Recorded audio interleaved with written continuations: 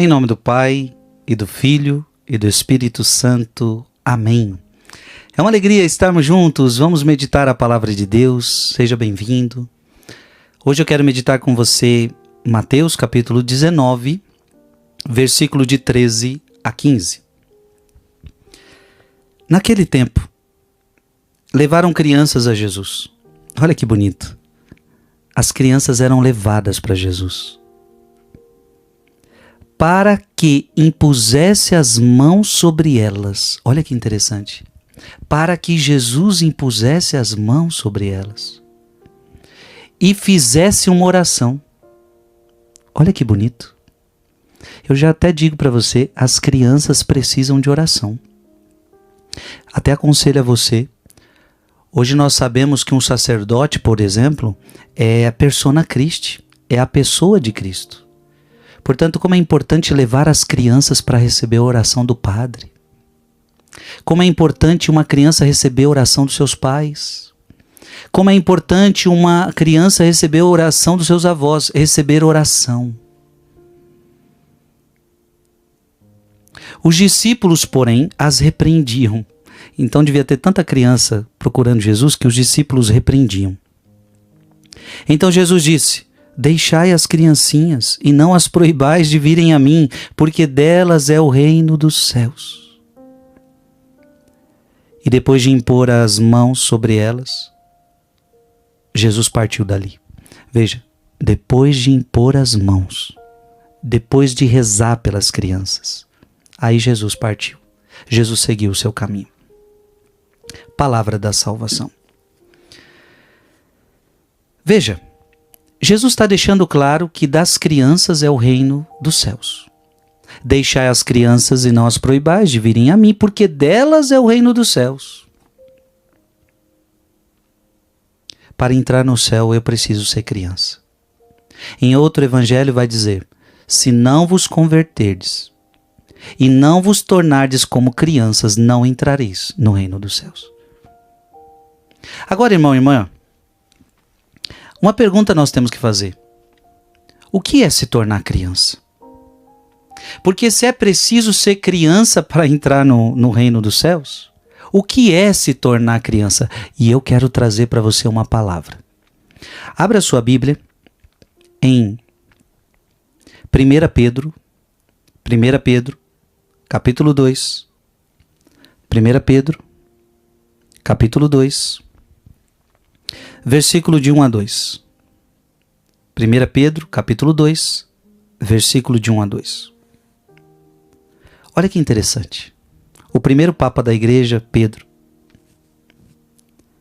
deponde, pois, toda malícia, toda astúcia, fingimentos, invejas e toda espécie de maledicência. Como crianças recém-nascidas, desejai com ardor o leite espiritual que vos fará crescer para a salvação, se é que tendes saboreado quão suave é o Senhor. Salmo 33, 9. Meu irmão, que palavra maravilhosa. A primeira coisa que você precisa entender: o que é se tornar criança?